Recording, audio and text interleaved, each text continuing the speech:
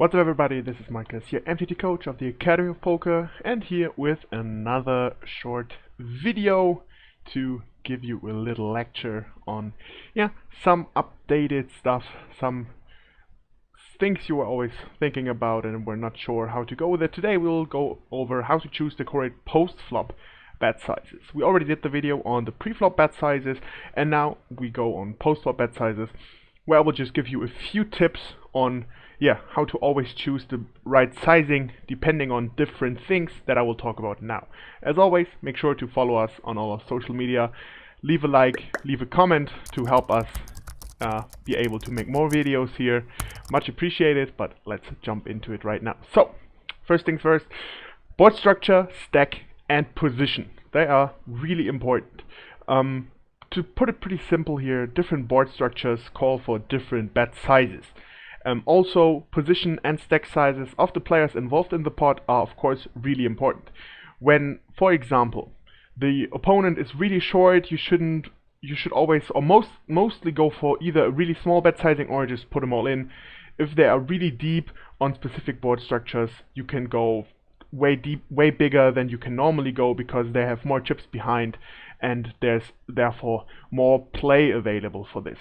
As a rule of thumb, mostly on low flops, as you see, for example, like 3-6-8, rainbow, that rather calls for small bet sizes.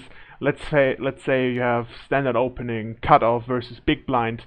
Of course, the big blind will defend a lot, so this could be good for him.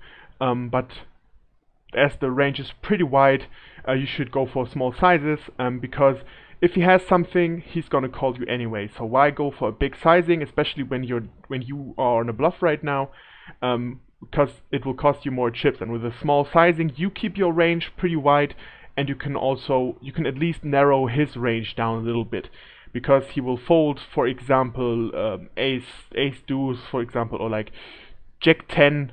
Queen jack, that could be things he's just folding, or 4 deuce, even though he has a gut shot. Those could be things he might just fold. If he calls, then you can at least, as said, narrow his range down a little bit.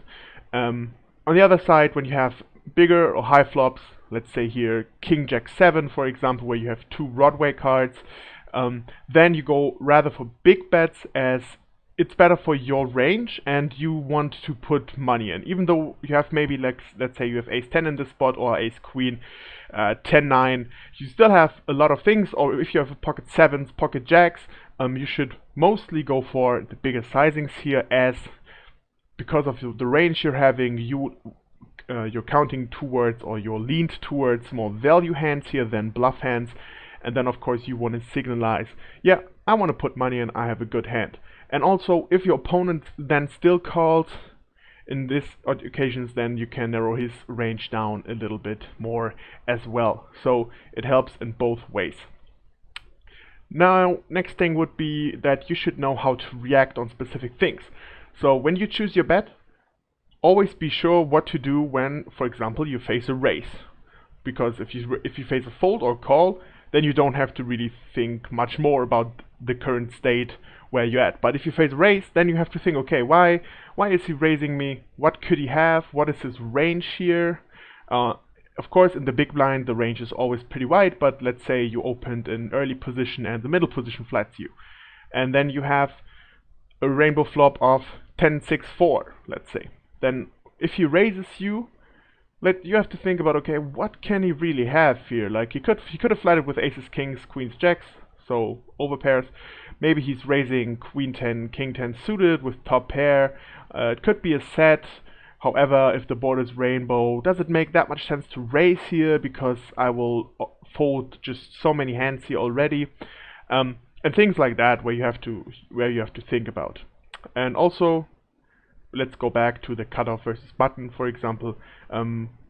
Especially good players, they know how to attack versus small bet sizes. So if you go for small bet sizes here, you will be raised more often, especially if, let's say, you open even from middle position, and then your range, because then your range is a bit tighter, and then you have the same flop 8-6-3, and you c-bet. You will have a lot of ace-x there, Broadway cards, maybe over pairs, but you have a lot of bluffs or just yeah, not cards that did not get there, like semi-bluffs, maybe you have some gut shots or something like that. But then a good opponent will see, okay, that flop favors my range a bit more because he will not have as many good hands on this board. So if you bet small, they might think, okay, he didn't put a lot of money in, so I can invest some to try to get him out, because it will work enough times for me to make this a plus EV play. And if you then 3-bets, for example, I can just fold, but it has to work only 1 out of 4 times, let's say. So therefore, think about this could be more bluffs, and depending on the opponent, that's why also it's important to have notes on them to know if you're up versus a rec or a recreational player, because recreationals will tend to do this less often than regulars. But all in all, just know that there will be more bluffs involved. On the other side, if you go for bigger bets, so let's say even though the flop is 8-6-3, you decided to go for a bigger bet here. Then, if you still get raised, it does look a bit stronger, or way stronger actually, because the range is tighter here in this opponent. Like, if you invest already more money in there and he still raises you, then it looks pretty strong, because as said, good players know that this is a board where you would normally go for a small sizing. So if you go for a big sizing, and no matter you go for the big sizing, he still raises you, then you have to think about it one more time, and therefore there will be less bluffs and more value hands. Next thing, as I already talked about, ranges of the positions. For example, when you have the range advantage, as I already talked about this, small bets make more sense, as your opponents could also call weaker. So as I said, if they call with gut shots, backdoor draws, and stuff like that. If you have bigger boards, they make sense when the board is really draw heavy, because then if you bet small, they will call you with all the draws anyway. But if you make it a bit more expensive, and they still call you, then the good thing is that if they are on the draw, I mean, always good is for you to always have at least some equity in the hand still. So if you go for a complete random bluff, it will be hard to continue. But if you have, maybe you have top pair, you have an overpair, or at least some backdoor draws, some open ender or whatnot, and the opponent still calls you, the good thing is, if he's on a draw in that case, he mostly is losing money in the long run, because he's not getting the right price when you make it bigger. Let's say you go for 70% instead of just 30%, which would more or less be the standard sizes. 25 to 30% would be the small size amounts, and everything between 60 and 75% would be the bigger amounts. And then he's still calling you for the more expensive price. Then he's actually not getting the right odds to call if he has like a flush draw or an open-ended straight draw. So therefore, you can make money in the long run by going for the bigger sizes. And last but not least, when you have the multiple street bets, so you not only bet the flop, but you also bet turn and maybe even the river, think about that it still needs to make sense a lot. So you have to tell a good story. And for example, what I see a lot, especially with like ace-king, the board is low and they continue with a big sizing on the flop, because they think, yeah, I have good overcards, I need to push my opponent out. And then the turn is a complete break. Or let's say we have the 8-6-3 board and the turn brings a 4, a 5, or a 7. Suddenly they go for a really small size because they are really afraid of that card, but they still think, oh, I have ace-king, I have such a good hand, and what should my opponent have, right? But then it just doesn't make much sense. So if you go for a big sizing on the flop, suddenly changing to a really small sizing on the turn is a bit weird, and mostly it looks really weak. Of course, if it's a really good player, he will have a plan behind that. So always, again, make sure to have notes on your opponents to see if they are recreationals or regular people. Regular poker player. And last but not least, also, as I said, when the runout is not good, if for example, the runout is in your favor, then it's always easier to continue. So let's go again to the ace-king board. We have ace-king, flop is king 10-3, let's say. Or let's put it king 9-3. You make the c-bet, he calls. Then the turn is another king. So that's really good for you.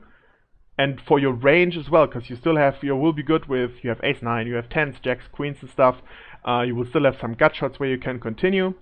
And for your opponent, if he has like a 9x or even a 3x, it's gonna look also pretty good, because you're not gonna have as many trips as yeah, you're not gonna have as many trips because ace king, king queen, stuff like that is less likely because there's already 2 kings on the board. So then it's easier for you to continue, and the river brings like a brick 5. That would be really good runouts. But if, for example, the flop is king 9-3 and the runout would be queen jack, then a 10 makes a straight, and you have top pair with top kicker. But if your opponent calls the flop and the turn, he's probably not only having like middle pair, but at least having, let's say, yeah, the middle pair with a backdoor straight draw, so queen 9, jack 9, maybe 10-9, stuff like that, and then he will a lot of times have the better hand at the end. So you have to be really careful about those things. But all in all, those things will help you to figure out the right sizing. So to sum it up again, small sizings on low flops mostly, where you are able to just get the opponent out, no matter, like if you have a small sizing and it will get it done a lot of times, why choose the big sizing, right? And on the other hand, when you have boards that should look really value heavy, then you go for the bigger sizings to make money in the long run, even though you're bluffing because you're not going to always have a value hand there, but it just makes it easier to go then for the bigger sizes. This is it for today. Make sure to take notes on this. I know it's a lot of talking, but if you just stick to the points I was putting out in the presentation, you should be good. If you have any questions, send out a comment. Also leave a like, subscribe to our YouTube channel to not miss out on the other videos. Other than that, as always, good luck at the tables and have a good day. See you at the next video. Ciao.